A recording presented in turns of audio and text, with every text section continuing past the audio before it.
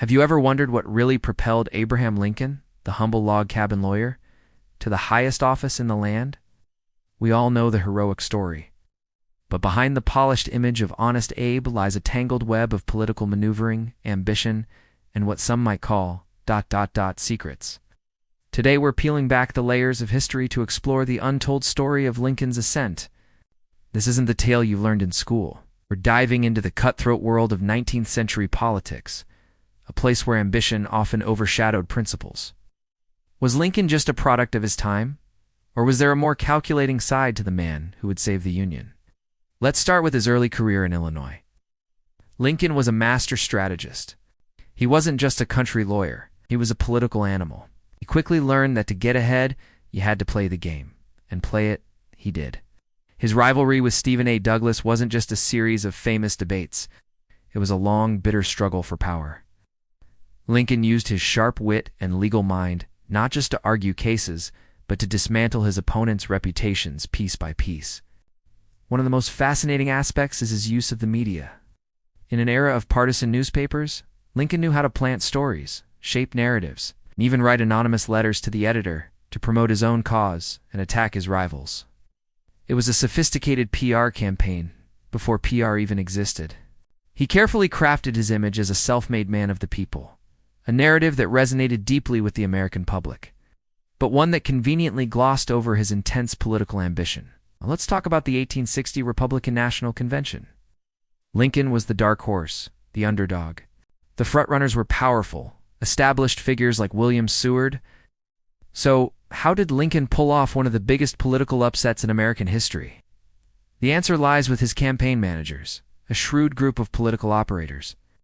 They arrived in Chicago, the convention city, with a brilliant strategy. They packed the convention hall with Lincoln supporters, printed counterfeit tickets to keep rivals out, and spread rumors about the other candidates. They portrayed Seward as too radical and other candidates as unelectable. It was a masterclass in political engineering. They promised cabinet positions and federal jobs in exchange for delegate votes, a practice we might raise our eyebrows at today, but which was standard procedure back then. Lincoln's team simply outplayed everyone. They made sure that on the crucial third ballot, the momentum swung decisively to their man. And what about Lincoln's own stance on the critical issue of slavery?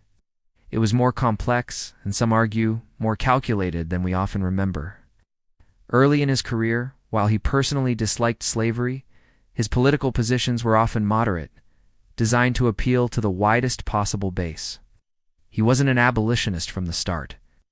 His main goal was preserving the Union, and his views on emancipation evolved as the political and military realities of the Civil War changed.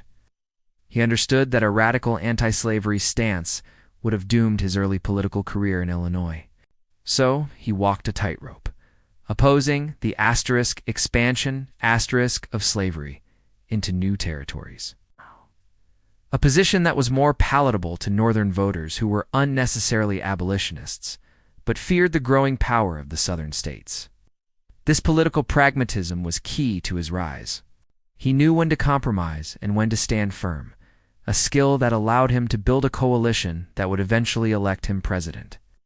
The Emancipation Proclamation itself, while a monumental step for human freedom, was also a strategic military and political move. It was issued after the Union victory at Antietam, framed as a military necessity to weaken the Confederacy's ability to wage war. It didn't free all slaves immediately, only those in rebel-held territories. This careful wording was classic Lincoln, a bold action wrapped in pragmatic legal and military justification, designed to achieve a moral good while maximizing its strategic benefit and minimizing political fallout in the border states. So, what does this all mean? Does it tarnish the legacy of the great emancipator? Not necessarily. Instead, it paints a more realistic, more human portrait of a leader. Abraham Lincoln wasn't a saint who floated into the White House on a cloud of moral purity. He was a brilliant, ambitious, and sometimes ruthless politician who understood the dark arts of power and used them to achieve goals he believed were noble. His story is a powerful reminder that history is never black and white. Our greatest heroes are often complex figures, full of the same contradictions and ambitions that drive all of us. Lincoln's genius was in his ability to navigate this murky world of politics, to use the system as it was, in order to change the nation for the better and steer it through its darkest hour. He was the right man at the right time, with exactly the right skills, including the ones they don't teach you in history class. What do you think? Does this more complex view of Lincoln change your perception of him? Let me know your thoughts in the comments below. And if you enjoyed this deeper dive into history, please give this video a thumbs up and subscribe to the channel for more stories that challenge what you think you know.